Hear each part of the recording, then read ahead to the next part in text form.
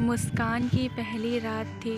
उस समय उसके पति की जगह उसके कमरे में उसका देवर आया और उसकी बहन के कमरे में पति था, लेकिन वे इस मामले को नज़रअंदाज कर रहे थे क्योंकि वह चाहते थे कि मैं अपनी बहन की तरह एक अच्छे परिवार में जाऊं। साथ ही जब से मेरी बड़ी बहन सगाई के बारे में बात करने आई थी, वे चुप रहे। लड़का और परिवार मुझे देखने आए। उनके जाने के बाद मैंने कहा कि मैं सुमित को पसंद करती हूँ, लेकिन कोई मेरी बात मानने को तैयार नहीं था। मेरा परिवार मुझे समझाता था कि सुमित से शादी करने से तुम्हें सुखी जीवन नहीं मिलेगा। मैं तुम्हारी बहन के साथ यहाँ रहूँगा। मैंने सुमित के परिवार को अपने घर भेज दिया, लेकिन मेरी बहन ने मुझसे कहा कि मेरा परिवार मेरी बात सुनने को तैयार नहीं है। सुमित एक अच्छा लड़का था। उसके माता पिता मुझसे शादी करने को तैयार थे, लेकिन मेरे परिवार ने केवल पैसे देखे।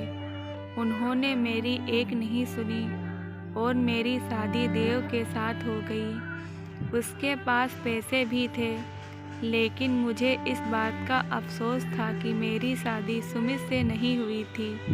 मुझे स्वर्ग की तरह रखा जा रहा था। पहली रात वह मेरे पास आया और मुझे सोने के लिए भेजा। मुझे प्यार से बिस्तर पर जाने के लिए कहा, तुम थक गई हो, सो जाओ। अगले दिन मेरे पति ने मुझे बताया कि हम 5 दिनों के लिए बाहर जा रहे हैं, जिसका टिकट भी बुक हो गया है। हम शादी समारोह के बाद घूमने के लिए बाहर चलेंगे।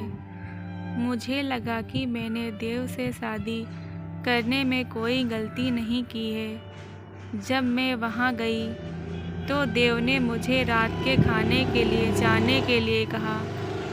जब हम नीचे पहुंचे तो मेरी बहन और मेरा देवर हमारा इंतज़ार कर रहे थे। वे भी हमारी तरह टहलने आए थे।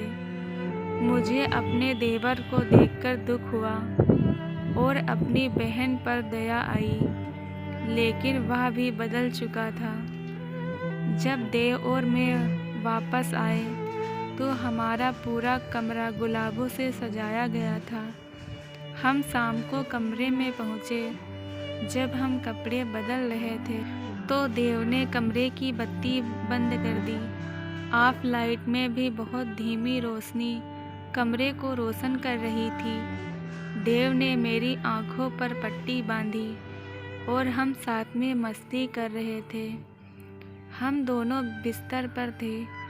1 घंटे बाद जब मैंने अपनी आंखों से पट्टी हटाई तो बिस्तर में मेरे जीजा थे। मेरी पहली रात मेरे जीजा ने मनाई थी। देव मेरी बहन के साथ था। मुझे उस रात पता चला कि वो मेरी पसंद से शादी क्यों नहीं करना चाहते थे। वे दीदी जीजा मेरी शादी में लगातार उसी समूह के सुमित से शादी करने से मना क्यों कर रहे थे। अब मेरी हालत मेरी बहन जैसी थी।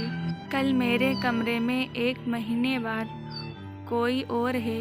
मैं रोने लगी, लेकिन किसी ने मेरी नहीं सुनी। जब मेरे पति देव आए तो मैंने उनसे पूछा। मुझे देखकर वह भी रोने लगे। वह मुझे बता रहे थे कि उनके साले ने हमारी कंपनी में 10 करोड़ रुपए का निवेश किया था। अगर मैंने शर्त नहीं मानी तो 20 करोड़ रुपए वापस देने होंगे। हमारी कंपनी के डूबने से हम सड़क पर होंगे। मेरे घर वालों को तो पता ही नहीं कि तुम हमारे घर की लक्ष्मी हो। मैं तुम्हारे बहन के कमरे में था, लेकिन मैंने कुछ नहीं किया। लेकिन इस शर्त के साथ मेरे पास कोई रास्ता नहीं था। लेकिन मैंने आपको धोखा नहीं दिया है।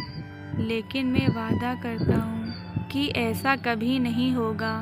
वो रात और आज मैं और देव आज भी खुश हैं। दोस्तों, कहानी अच्छी लगी हो तो चैनल को please subscribe, like, comment, share करना ना भूलें।